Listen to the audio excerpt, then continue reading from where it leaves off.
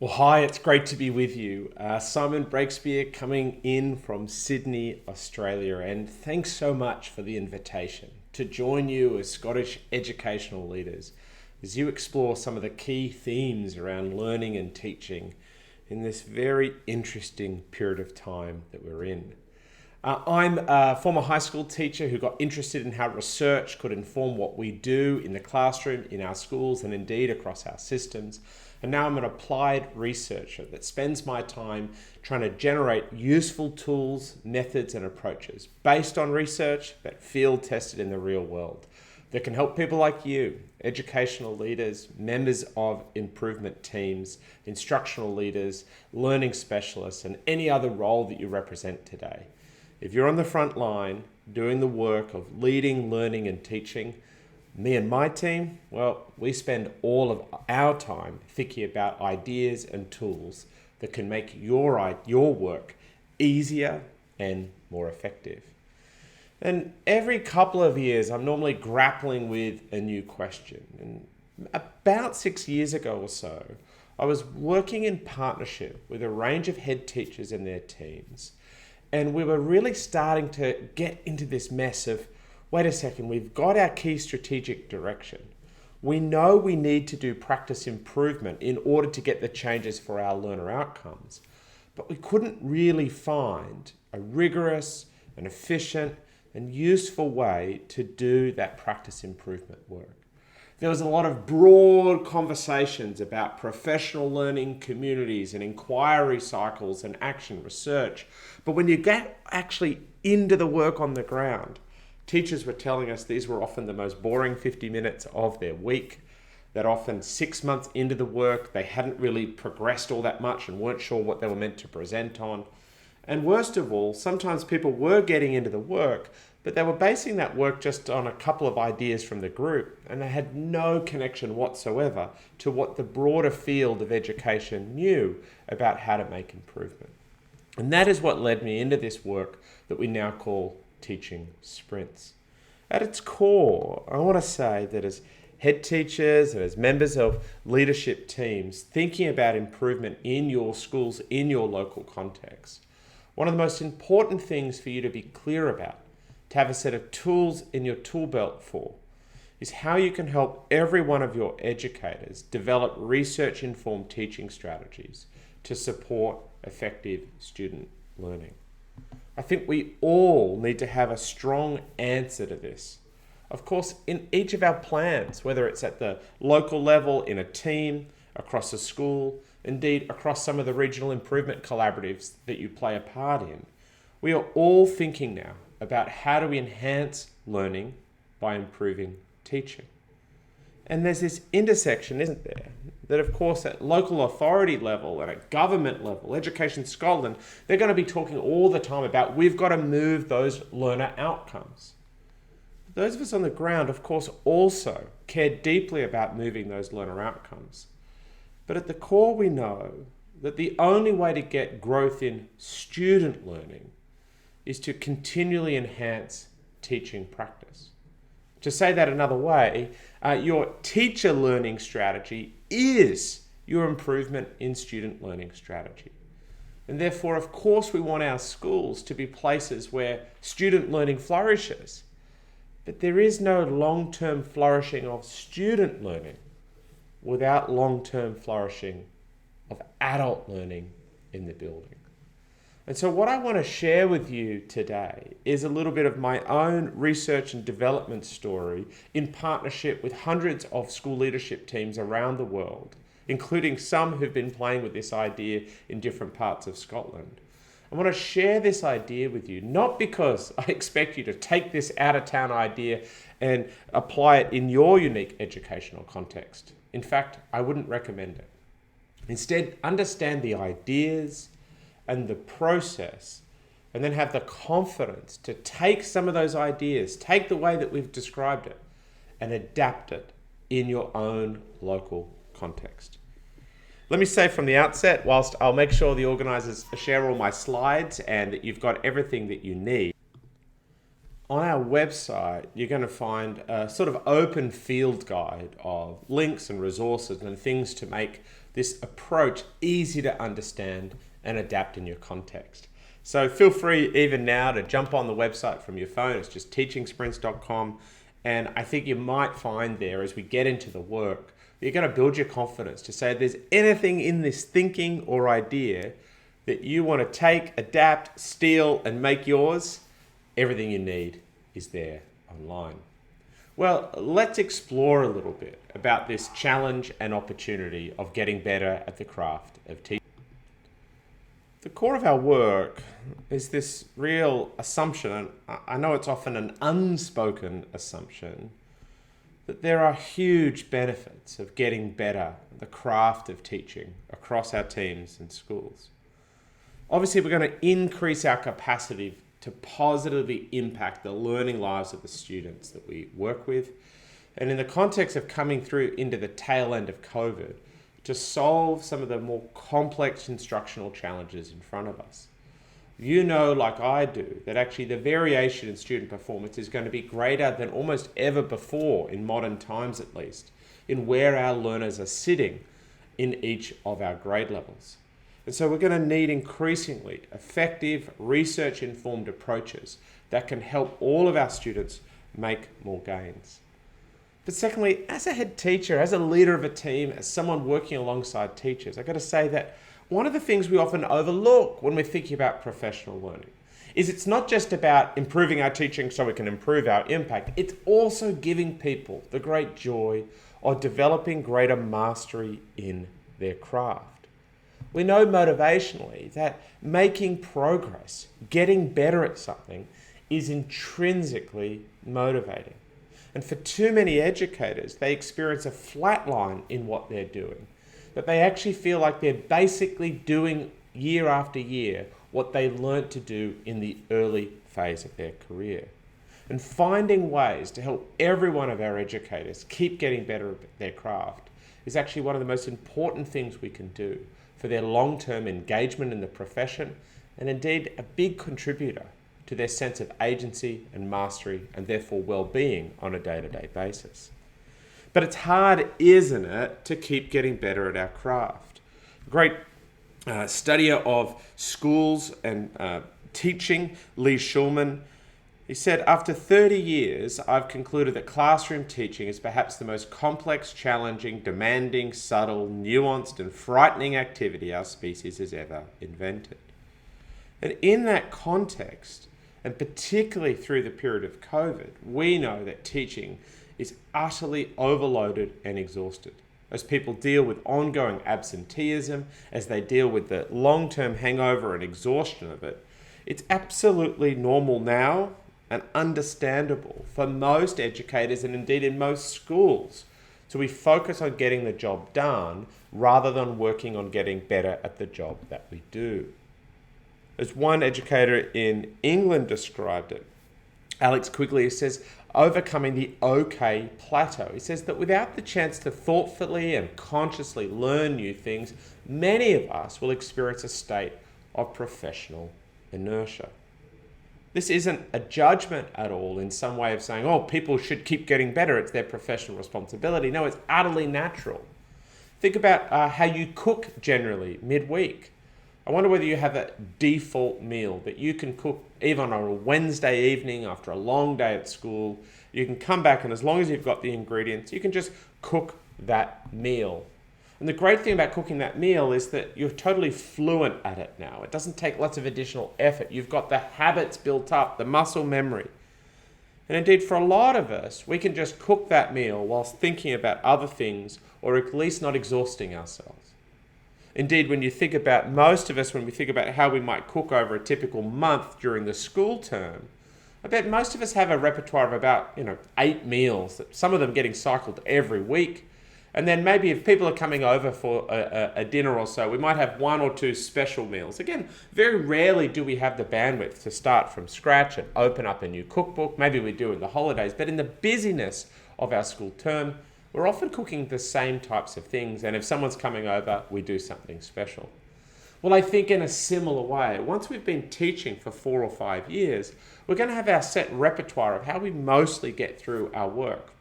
If someone's coming in for a lesson observation, we might show you one of our special meals, one of our slightly more effortful, nice to do things, but we wouldn't do it if no one was coming. And bit by bit, what the literature would suggest across all areas of human expertise is that we can level out at good enough. We can develop greater levels of fluency. It feels easier to do, but not higher levels of mastery.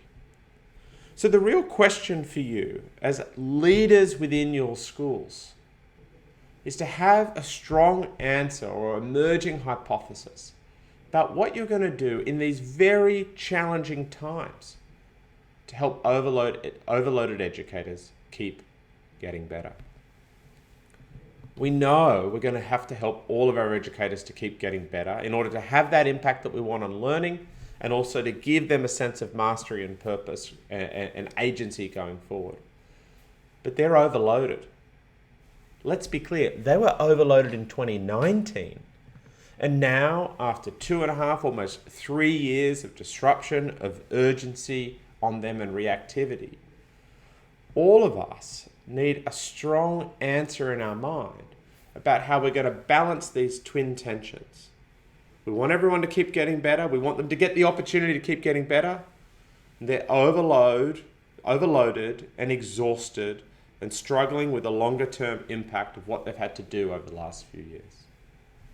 This is one of the most important questions for you to grapple with as head teachers, as leaders within your teams and across your schools. If we don't come to a solution here, we're going to find ourselves in a situation where we're either giving people the old way that we did professional learning, which was too arduous, not very efficient, and we're going to frustrate our staff, or we're going to pull back from any professional learning and we're going to say, hey, look, let's just focus on core business, let's just focus on well-being and recovery, and you're going to actually lose any momentum in improvement work. So what I want to share with you is 3 brief ideas that can help you think about a solution to this problem, and then 1 clear process that you might want to adapt to your context. Well, let's start off here with 3 big ideas about improving teaching, in brackets, when everyone's tired. Well, when we think about this, I want to just share 3 key ideas. And the great thing about ideas is you can take them and you can say, what would it look like to apply any of these ideas to our current practices? And it may well be that you've got approaches in professional learning that are pretty good, but what you want to do is apply these ideas and see whether you can upgrade your current thinking. For others, you might be crying out for a different and fresh approach, and you want to use the chance to reset and reboot in this tail end of COVID, and you might have a look at the process that we've got and adapt it to your context. Well, let's have a look here. 3 key ideas. The first key idea here is to focus on tiny shifts, In our own work, we often get so focused on the moral imperative for big change that we break the fundamental rules of adult behavior change. I don't know about you, but I often struggle to make certain changes in my own life, even simple ones. Maybe you want to sleep more deeply and you know that you shouldn't be using your phone before or during the night when you wake up. That so many people still do. Maybe you know you should move more and get off the Netflix. Maybe you've experienced things like this Twitter person. My fitness app just gave up on me. These reminders don't seem to be helpful. We'll stop them so they don't bother you. Or all sorts of other things, like how we use our money and how we move our body. You see, the scientists have looked at this for a long time, and what they would tell us, the behavioral scientists would say, that it seems to be that it's very, very hard to change ingrained habits of behaviors for adults. But what you can do is go after small, incremental changes that can add up over time. Well, I think the same is true for shifting teaching. One way of thinking about teaching practice is to see the regular things we do as a set of instructional habits, a repertoire that we use pretty regularly with a high degree of fluency once we get out of our first few years of teaching. And so if it's difficult to change habits, and therefore it's difficult to change instructional habits, we should heed this advice that actually if we want our educators to make sustainable changes, that we should actually focus on small changes that can be sustained over time. This means that if we were to do a teaching sprint with your staff, and you were to help run that and work on that, and let's say that during the month of let's not do December, January, given that you're going to have a break in the middle of it, but let's say during sort of mid-January to your break in mid-February, you run a little sprint. People are working particularly around something like checking for understanding. All right, so they're running a sprint, they're working on some checking for understanding strategies. Here's the thing.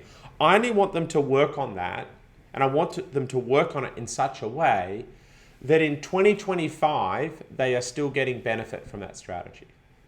You go, what? I thought you said it was just in 2023, and it was like mid-January to mid-February. Yeah, that's when we're working on the change.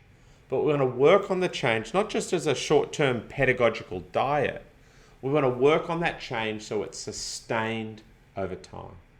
And this is a breakthrough concept, I think, for professional learning when people are tired.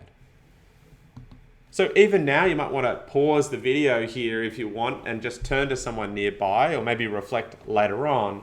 How might taking a tiny shifts approach support us to engage in shifting ingrained habits of practice, even when feeling overloaded?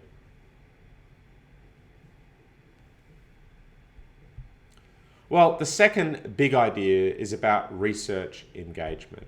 There are lots of things we could change, but we have limited time and energy. And given that, if we just get educators to share their ideas, as good as this sounds on the surface, let's get educators together, let's get them to talk and share ideas. Actually, we might be sharing ideas that are not grounded in the evidence or no longer grounded in the most relevant evidence that we have now. And what we should be doing, in my mind, if we've got limited time and limited bandwidth, is start our work based on the research. Because you see, research can help us prioritize improvement efforts in the areas that could have the biggest payoff for student learning. We now have a broad range of quality research that has been translated for educators. When I first got into the teaching profession in 2005, there really was not much at all available. And in the 5 years after it, I think most of the things that became available were all commercial. They were all things developed by companies that were selling that advice. Instead now, we have a huge number of resources that are freely available to us, and we can use those as the starting point for our professional learning. Now, I must say, research is not going to tell you exactly what to do in your classroom at a certain time. But what we do know, and as Professor Stephen Higgins says so well, research can give you the best bets, the starting points for your internal investigation about why something might work in your context, and find a way to make it work. We're not here talking about people who get given a strategy.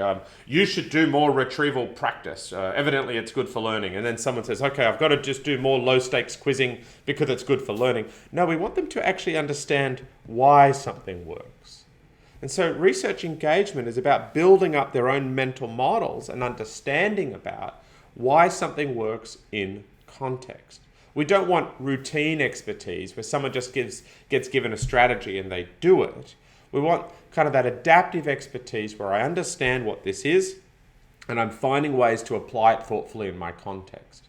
Adaptive expertise requires both an understanding of why things work as they do and the ability to alter strategies in real time. The second big idea here is about engagement with research. And I want you to reflect here, what has been your best experiences of engaging with robust research evidence to inform practice improvement? What over the last 5, 10 years, in any professional learning that you've run, maybe when you were still a teacher, only that you've been through, where have you had a positive experience of engaging with research and using that to inform next steps in your teaching practice?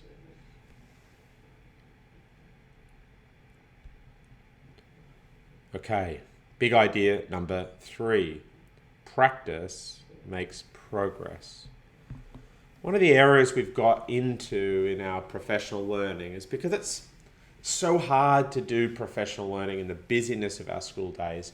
we of course do our professional learning when the students aren't around, whether it's a first day back professional learning day, whether we're gathering together in the afternoon as a staff. And because of that, we've often had a habit of kind of just delivering content knowledge to teachers.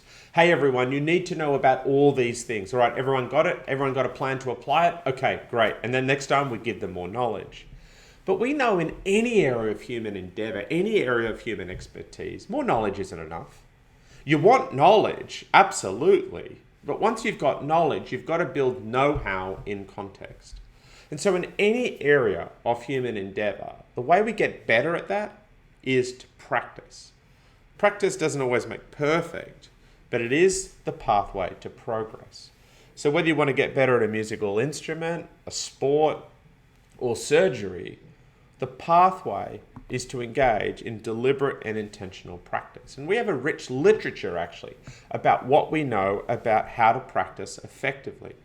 We know that if you're going to practice effectively in any area, including teaching, you need to move beyond your comfort zone, work on specific improvement goals, engage in intensive practice activities, and seek out high quality feedback. We know lots about this literature. This is what's interesting.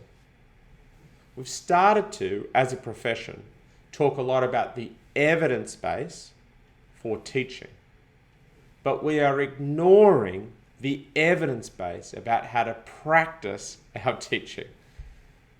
So the last idea here is that all of our professional learning approaches need to head towards having a systematic and supported approach to practicing. How might we better move about talking about effective classroom practices to intentionally practicing them in the classroom? This is a key question for all of us who are thinking about how to design and run professional learning within our schools. We must begin to enhance a focus on practice.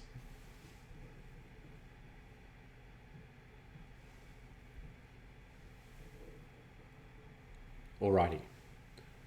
Well, we've been thinking here about three simple ideas. A synthesis of some of the most important research-informed ideas that can help us design better professional learning. That rather than going after big transformational shifts, go after tiny habits that can be sustained over time. Tiny shifts that really matter. Number two, with limited time and bandwidth, we can't waste our time or risk wasting our time just chatting about what things we might want to change. No, instead, we should start with strong research engagement. And lastly, practice. The art of practicing. How do we get better at cooking or surgery or a sport or musical instruments or public speaking? Practice. Deliberate and intentional practice. Not just doing the activity more. If it was just about doing the activity more, how good would we be all as chefs in the kitchen? Most of us cook many nights a week. But we don't get better by doing things. You get better by practicing things. You don't really get better in the classroom just by teaching another day in the classroom. You get better in the classroom by deliberately and intentionally upgrading one part of your repertoire. Alrighty. Well, already I'm hoping that you're starting to think about some ideas that you could apply in your context to upgrade the way that you do professional learning in your context. But what I want to do here is then to share a process, a simple process that we've developed that you can adapt in any way that you'd like to help people apply those three principles in a way that really works in busy schools. And I think it's important to see professional learning not just as an individual activity, but as a shared activity with a clear process. You get a lot of motivational benefits of working with peers on improvement work and finding ways to get into a regular rhythm to do that work. So our process is pretty simple. It's to prepare, sprint, and review. A three-step process that everyone should be able to complete within any term, that everyone can remember and have front of mind where they are and where they're up to. Part of the reason my team and I wanted to devise a new process like this is that when we got into schools and looked at what was happening, people were trying to use 9-step processes. And I'll tell you, they're probably more comprehensive than this one, but the problem is half the school didn't even know where they were up to halfway into the work. People were still 3 or 4 months in saying, oh, I'm trying to work out our problem of practice and we've got a hunch or a hypothesis about this. I thought, 6 months and you've barely actually worked out what you're working on? We need a clean, effective, efficient, short cycle model of work. And that's what the sprints process is. You can download this or have a look at it on the website even now. And the core idea is to help every one of your educators working as a team work through a 3-step process to prepare, to sprint, and then review. I'm going to double click on each of these areas, but the idea is that in prepare, we come together to determine a focus for practice improvement. We're engaging with some research, we're thinking about that work, we're drawing out some connections, we're deciding what we're going to practice. In the sprint, this is the practice phase. We're going to intentionally practice in the classroom, and we limit that to 2 to 4 weeks, so it's tight, it's manageable, and it's achievable. And lastly, review. In review, we want to take time to reflect on what we've done, draw some connections between our actions and the outcomes that we're seeing, and then make decisions about how we can integrate this into the next level of work. To think about the phases of learning, that prepare phase is really about the knowledge building phase, understanding research, speaking about it with others, making sense of the work. The sprint is the adult learning phase of actually practicing and trying to add that to your repertoire or to make a change in instructional habit. And review, collegial reflection around determining the implications for the future of the practice. Now, I've said it once and I'll say it again. You can adapt this process however you'd like in your context. Of course, don't take out so many elements that it no longer has the active ingredients. We call that an implementation science terminal mutation. But what I'm looking for you to do here is just to make slight adjustments and adaptations to the work. I've been coaching at school here close to me, and we're not calling it teaching sprints.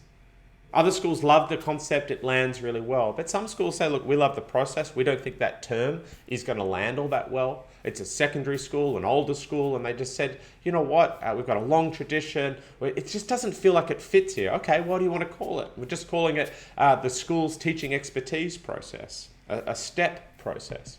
So can I just say that you should feel really flexible here as we have a look at this, but don't worry about what you'll call it. What I'm suggesting is every teacher needs some type of process that works through these 3 steps if they're going to build expertise over time. So let's have a quick look at each of these. And again, feel free to pause and have a conversation about any element. Well, in prepare, we come together. For some of you, it might be just coming together with 2. Maybe you're an instructional coach and you're working just one-on-one or 1 to 2 with some teachers. For others, you'll come together as a professional learning team, a stage, a grade team, a department team. You're very flexible with who you work with. But you do come together, you engage in some new learning, and you draw out some connections to your own practice.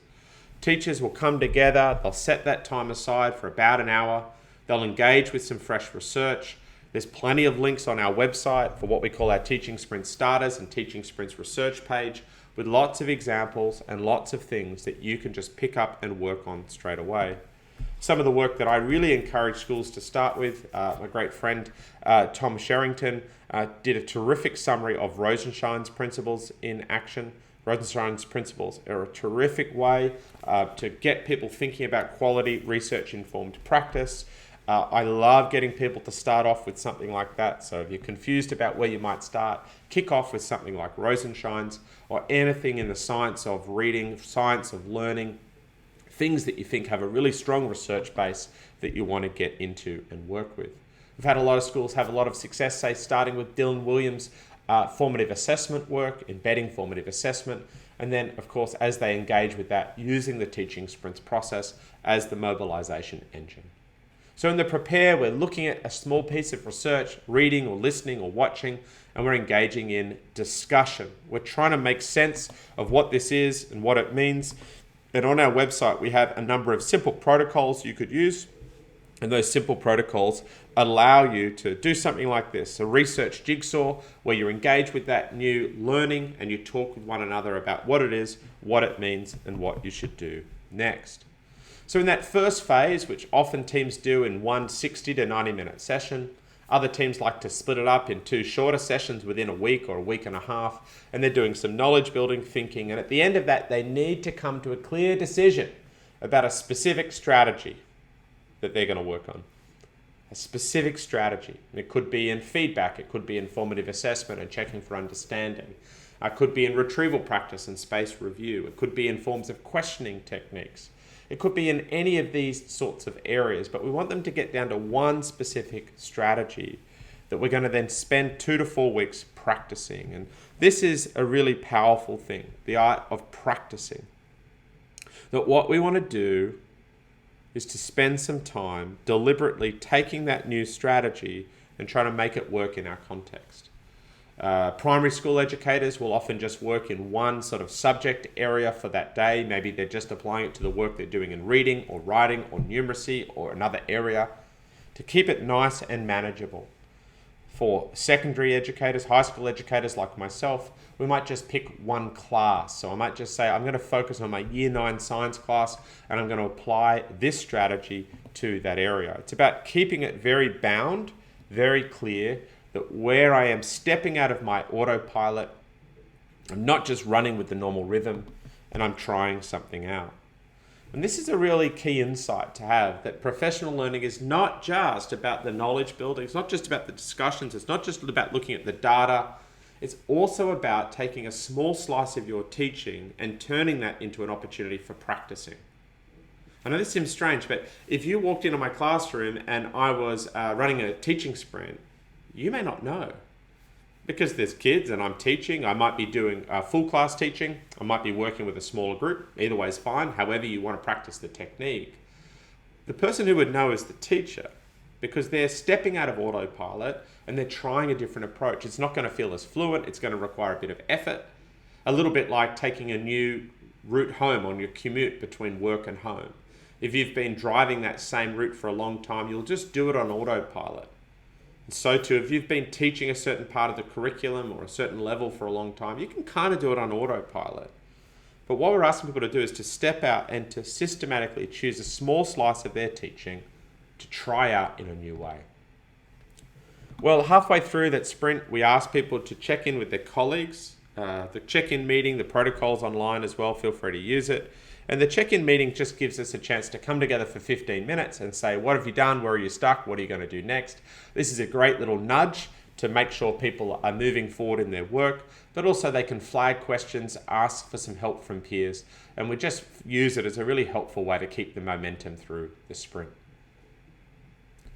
Well, the last part here is the review. And in the review, this is an opportunity to bring together the lessons learned from applying that research-informed approach and bring them together in such a way that we really are upgrading our understanding of this work.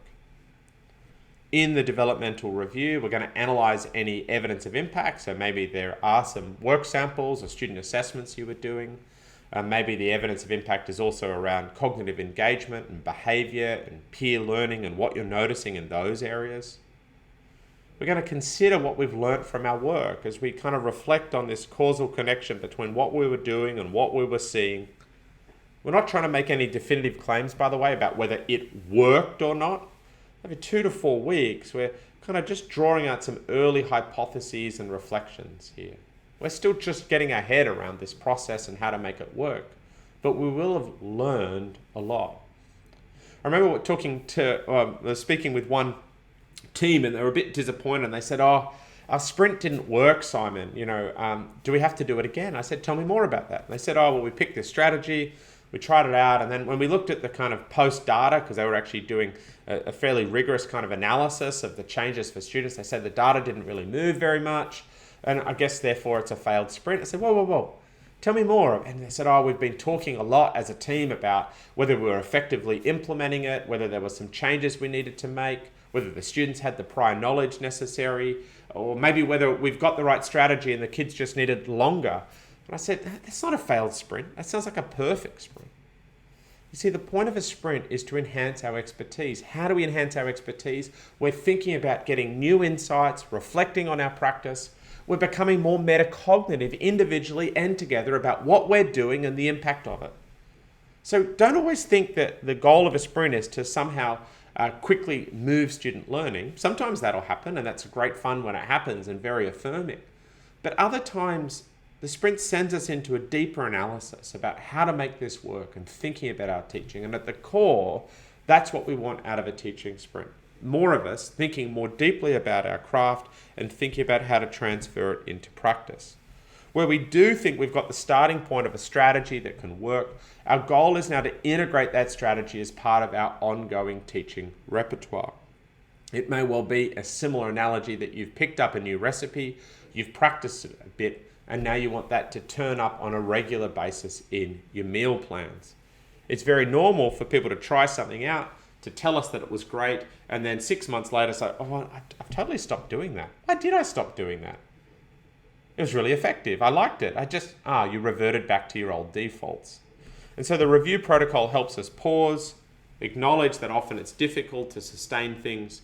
So we're going to learn from what we've done and to think about how we can actually trigger ourselves to increasingly use that strategy, not just in the classroom or that subject area that we were practicing it to begin with, but start to incorporate it as a regular part of our work.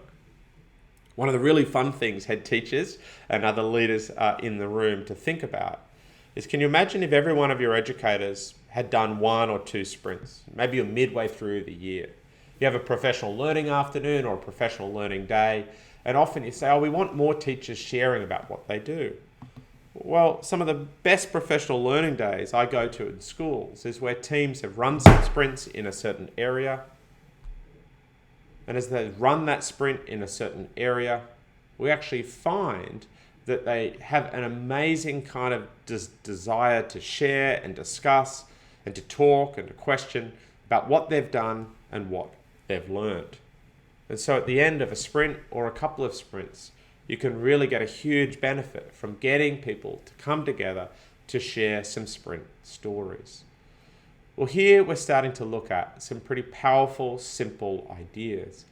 All of my work is pretty simple. And it's because only simple frameworks get taken up and sustained in complex institutions. If you adopted something like a teaching sprints approach, you should expect that every one of your educators can describe whether they're in the prepare, the sprint, the review, and that it's incredibly reasonable to say every educator improves in 1 research-informed practice every term. For most of us, that means probably 3 or 4 in a year, and that allows people to make incremental gains that add up. Say, Simon, we've got bigger aspirations for that. We've got to get people improving a lot quicker and a lot better. Well, I just asked, historically, how effective has that been even before the pandemic? Like, how many schools were successful in 2012, 2015, getting their teachers to improve 10 things in the year and sustain them? I do think people can hold out for a period of time, but often once that head teacher leaves or their team leader leaves, they just revert back. In fact, they go way back to what they were doing to recover. What I'm interested in is in sustainable gains. I want incremental, cumulative, sustainable gains that can add up over time. This has got to be the work. And people can buy into this vision. They think, they're not just asking me to demonstrate and show some behaviors. I mentioned Tom Sherrington before, and he's got a great phrase of speed camera behaviors, which is, how do you drive when you're going past a speed camera? Well, you drive exactly the way you know the police want you to drive.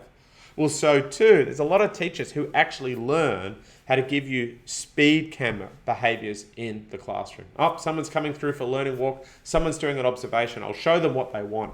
No, I'm interested in long-term sustainable changes in what they do that can add up and sustain to durable gains for student learning. That's got to be the game, and I reckon that is the type of language that will resonate and will minimize resistance and pushback for overloaded and exhausted teachers over the coming probably 1 to 2 years. 1 to 2 years that they're actually going to have the long-term impacts of what they've been through over the last 3 years. So again, I might ask you to pause if you want to here, or maybe just turn to someone nearby, maybe someone different this time. What's one thing that you like about the teaching sprints process for research-informed practice improvement? What's one thing that stood out, that resonates, that you like?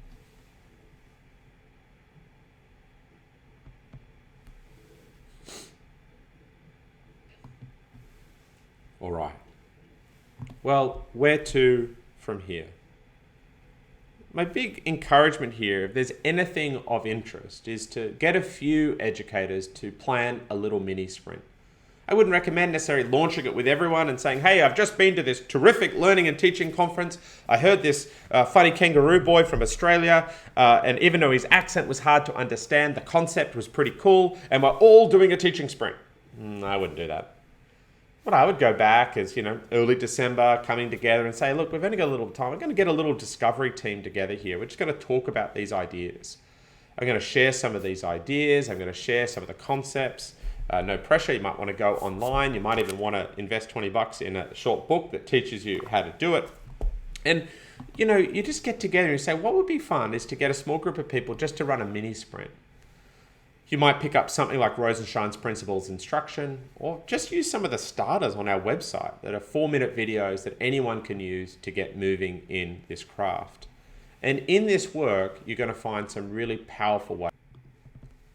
And so what I really want to encourage you to do is get started in a small way, to explore and to navigate what this could really look like in your context. At the core of good implementation, my friends, it's adaptive integration. You're finding a way to take these ideas and get them to work in your very unique context. And so you might think about what's already in your school improvement plan, things that you're already working on, and say, okay, what we're going to do, maybe you're interested in Rosenshine's principles, maybe you're interested in formative assessment, maybe you're interested in feedback strategies, maybe you're interested in metacognition. Whatever it is that's already there and that you can say, yeah, look, we've already made a commitment in our plan to do that work. What I'd encourage you to do is just say, look, we're not making a change in the what we're working on, but I want to explore together a better how, a better and simple approach to trying it out. And so you'd work with those people to sort of think first about like who are the best people to work together to try this out. There might be a certain team, or for some, you might want to run a little volunteer group to do that work. And then you want to decide the focus. You want to pick something, as I said before, either other teaching sprint starters on the website, little simple 4-minute videos that get you started, or something from your school improvement plan. And then you want to help them plan for practicing. Hey, let's get you together. Let's try this out. Try a 2-week little mini sprint. Maybe you'll do that somewhere in that kind of late January, early February period. Just try it out. Try to get something moving in your context. And then check in with each other and say, okay, what did you learn? What worked for you? And you just take a very, I guess it's a learning approach. It might feel a bit slow, but actually you're better to go slow and small early to learn quickly and then scale up over time. So it's about moving forward together and finding a way to integrate some of these ideas in your own unique context. Well, as I said at the outset, school leadership right now, head teacher leadership, team leadership, instructional coaching leadership, wherever you fit in that landscape, one of the most important questions you've got to answer is how you're going to help now every one of your educators get back into improvement, but continue to acknowledge their overload, their overwhelm, and put their well-being right at the center of your work. And I just wonder whether or not, as we've explored these ideas today, and as over a coffee later on, you explore with your colleagues about what this means for your unique part of Scotland, that you start to think together here about, well, what would it look like to go after tiny shifts? What would it look like to always begin with quality research? What would it look like to practice and move things forward? And how might we take something like the teaching sprints process and adapt it, adjust it, rename it, whatever you need, to turn it into something that we think could work in our context?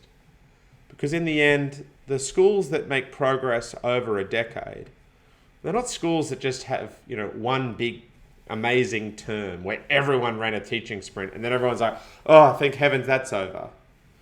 The schools that make great progress are those that establish a team or an organizational routine for improvement. That every term, every educator is getting a little bit better at their craft. And it's about embedding a new system for professional growth that can add up over time. And that really is at the core of schools that learn, schools that improve, schools that make a long-term impact on teaching expertise.